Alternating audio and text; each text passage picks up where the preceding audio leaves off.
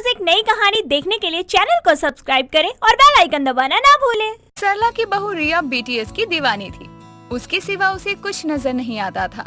फिर चाहे वो कितना भी अच्छा एक्टर हो, हीरोइन हो या सिंगर हो, उसे किसी से कोई मतलब नहीं था। उसके कमरे से लेकर फोन के वॉलपेपर पर भी बीटीएस की ही पिक लगी थी। लेकिन उसकी ये हरकतें उसकी सास सरला के सर के ऊपर से जाती थी, क्योंकि उन्हें बीटीएस का बी भी नहीं पता था। एक दिन शाम के समय उसका पति ऑफिस से घर आता है तो देखता है कि रिया फोन में बीटीएस लाइव परफॉर्मेंस देख रही होती है। क्या यार, तुम हमेशा बैठी हुई इन बीटीएस के लड़कों को देखती रहती हो।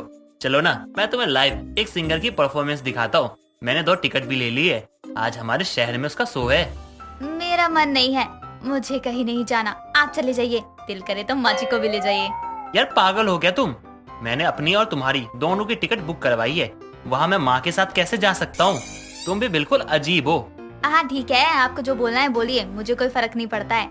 मुझे तो बस बीटीएस चाहिए, इसके सिवा और कुछ नहीं। अगर इनकी लाइव परफॉर्मेंस दिखा सकते हो ना तो बताइए।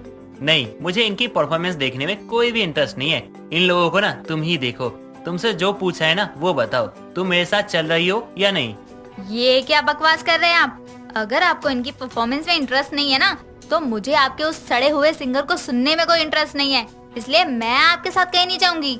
ठीक है, मत जाओ। मैं भी ना मरा नहीं जा रहा तुम्हारे साथ जाने के लिए। गलती मेरी है जो मैंने तुमसे पूछा चलने के लिए। अजय इतना कहकर गुस्से में अपने कमरे में चला जाता है और अपनी बहू बेटे की बात सरला रसोई में खड़ी होकर सुन रही थी, जिसे सुनकर उसे भी गुस्सा आता है और वो अपनी बहू के पास जाकर उससे उसका फोन छीन लेती है, जिस पर रिया जोर जोर से चिल्लाने लगती है। माँ जी, ये आप क्या कर रही हैं? मेरा फोन वापस करिए, बीटीएस लाइव आए हैं। अरे वो चले जाएंगे, दीजिए ना मेरा फोन। जाने दे, कौन सा मेरा ले जाएगा। न जाने ये बीटीएस सीटीएस क्या होता है, पागल हुए जा रही है उसी के पीछे, और कुछ तो दिखता ही नहीं है। न जाने मुझे ये बीटीएस की दीवानी बहू कहाँ से मिल गई। हाँ, हूँ मैं बीटीएस की दीवानी बहू, मान लिया मैंने। और मैं ही नहीं, इन 7 लड़कों को तो दुनिया मानती है। इनके गानों में जादू है, जादू।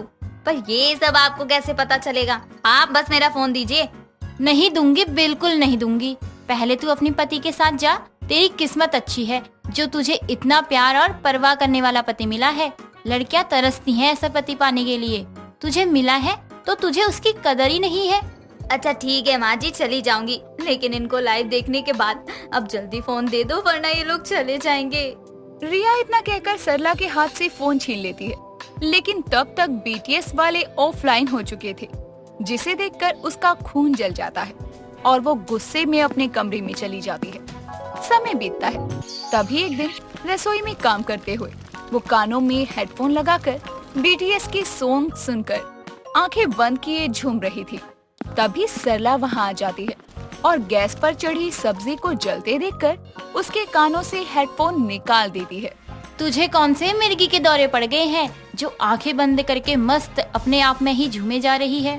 माँ जी, सारा मूड खराब कर दिया। बीटीएस वालों का इतना अच्छा सॉन्ग सुन रही थी मैं, कुछ देर के लिए मैं बिल्कुल खो सी गई थी। लेकिन आपसे मेरी खुशियाँ तो देखी ही नहीं जाती हैं। मुझे लगा ही था कुछ ऐसा ही होगा। अभी तो इतना खो गई कि तेरी नाक में सब्जी के जलने की बदबू भी नहीं आई। हे भगवान, क्या करूं मैं अपनी इस बीटीएस की दीवानी बहू का। पगला गई है बिल्कुल उन लड़कों के पीछे ये। माँ जी, जो बोलना है ना मुझे बोलिए। खबरदार, जो इन लोगों के बारे में आपने कुछ भी बोला तो जाने कितनी लड़कियों के दिलों की धड़कन है वो सातों के सातों। होंगे, लेकिन मेरे घर में बीटीएस का दीवाना नहीं चाहिए। उसके चक्कर में तो सब कुछ भूल गई है, एकदम से पागल हो गई है, पागल। माँ जी, पागल नहीं, दीवानी कहिए। मेरा बस चले ना तो मैं दिन रात बैठकर इन्हें देखती रहूं। आपने कभी इन्हें ध्यान से देखा है? कितने हैंडसम लगते हैं ये। रिया इतना कहकर फिर से बीटीएस के लड़कों के ख्यालों में खो जाती है, जिसे देखकर सरला के सर में दर्द होने लगता है और वो वहाँ से चली जाती है। समय बीतता है। तभी एक दिन सुबह के समय अजय हॉल में बैठा अपनी माँ के पैर छूकर उनसे आशीर्वाद लेता है। तभी रिया भी वहाँ आती है। Happy birthday my hubby. Thank you. मुझे ना तुमसे कुछ कहना था। हाँ बिल्कुल, आज का दिन आपका ही है। आप जो बोलेंगे ना मैं वही करूँगी। ओके फाइन, आज के लिए तुम अपने बीटीएस को भूल जाओ और थोड़ा टाइम मेरे साथ स्पेंड करो। मुझे भी ना थोड़ा स्पेशल फील हो। ठीक है, कोशिश करती हूँ। वैसे तो आपकी ये विश पूरी करना ना थोड़ा सा मुश्किल है, लेकिन आप इतनी प्यार से बोल रहे हैं तो ठीक है, कर लेते हैं। तो फिर ठीक है, तुम कुछ अच्छा खाने के लिए बनाओ, मैं अपने दोस्तों से मिल के आता हूँ। ठीक है, आप जाइए, अपना दिन एंजॉय करिए, बाकी मैं देख लूंगी। तुम अपने BTS के लड़कों को आज के लिए भूल जाओ, उसके बाद मैं जानता हूँ तुम सब देख लोगी।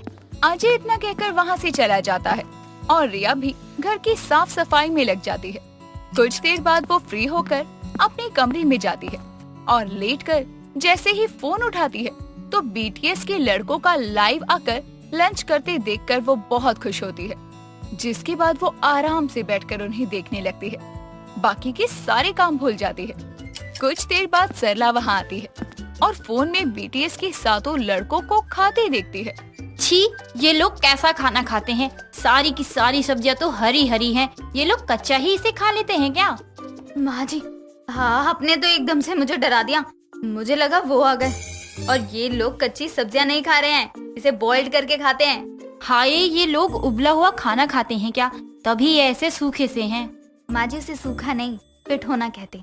अब इन्हें ही देखती रहेगी खाते हुए कि अजय ने बोला था कुछ खाने में बना लेना, अच्छा सा वो भी बनाएगी। माँ जी, मुझे तो इन्हें खाते देखकर ही पेट भर जाता है। अब क्या ही बनाऊं और क्या ही खाऊं। तेरा भर गया होगा, लेकिन हमारा नहीं। हमें तो भूख लगी है ना, चल जल्दी से बना। माँ जी, अभी मैं कहीं नहीं जाने वाली हूँ।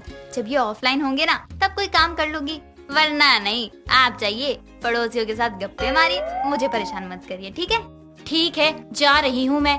बनाना तुझे है, मुझे क्या दिक्कत होगी। सरला इतना कहकर पड़ोसियों के घर चली जाती है और रिया BTS वाले लड़कों को देखने के चक्कर में कुछ नहीं बनाती। थोड़ी देर बाद अजय अपने दोस्तों के साथ घर आता है और उन्हें हॉल में बिठाकर अपने कमरे में जाता है, जहां वो रिया को BTS के लड़कों को लाइव देखते हुए देख लेता है। एक दिन के लिए बोला था तुम्हें कि BTS की दीवानी मत बनो, लेकिन तुम्हें कहाँ सुननी होती है मेरी। नीचे मेरे कुछ दोस्त आए हैं, उनके लिए कुछ खाने पीने के लिए लेके आ जाओ। लेकिन वो मैंने तो कुछ बनाया ही नहीं, तो क्या लेकर आऊं? मैं तो BTS की लाइव देखने के चक्कर में भूल गई। मुझे तो पहले ही पता था कि तुमसे एक काम भी नहीं होगा। माँ को फोन करके बोल दो कि अपने पड़ोस की दुकान से कुछ खाने पीने का सामान ले आए, क्योंकि ना अब बनाने का तो टाइम है नहीं। अजय इतना कहकर अपने दोस्तों के पास जाता है। फिर रिया अपनी सास को फोन करके खाने का सामान मंगवाती है।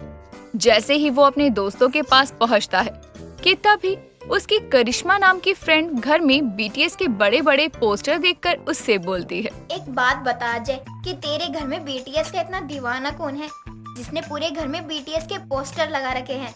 यार और कौन हो सकती है, मेरी खुद की पत्नी है।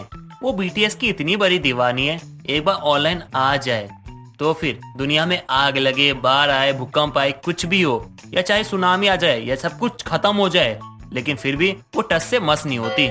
सही है, वैसे अच्छे लड़के हैं। मेरी खुद की बहन इनकी बहुत बड़ी फैन है। उसका भी यही हाल है जो तुम्हारी बीवी का है। वो भी पूरे दिन इन्हें ही देखती रहती है, कहती है एक बार मिलना है इनसे। गलती से भी ना मत मिलवाना, वरना अभी तो सिर्फ दीवानी है। दोनों मिलके ना अगर निकल गए ना तो इनके पीछे लाइफ बर्बाद हो जाएगी मेरी। बात तो सही बोली है तुमने। वैसे अजय और करिश्मा की बातें सुनकर उसके सभी दोस्त हंसने लगते हैं। तभी सरला खाने का सामान लाकर सभी को खाने को देती है और रिया अजय के लिए गिफ्ट लेकर सबके सामने आती है। गिफ्ट देखकर अजय खुश हो जाता है, लेकिन जैसे ही वो गिफ्ट खोलकर देखता है तो उसमें BTS के लड़कों की टी-शर्ट, पिलो और बेडशीट थी, जिसे देखकर वो अपना सर पकड़कर बैठ जाता है। वाह क्या बात है, तुम्हें मुझे गिफ्ट में देने के लिए BTS से जुड़ी चीज ही मिली थी। वाह माँ, क्या करूँ मैं आपकी इस BTS की दीवानी बहू का। अजय की बात सुनकर वहाँ बैठी सभी लोग हंसने लगते हैं और इस तरह से रिया की BTS की दीवानगी उसके ससुराल वालों के साथ साथ उसके पति के दोस्तों को भी पता चल जाती है। दोस्तों, अगर आपको ये कहानी पसंद आई तो इसे लाइक करें, शेयर करें और कमेंट करके बताएं कि कहानी में आपको सबसे अच्छा क्या लगा।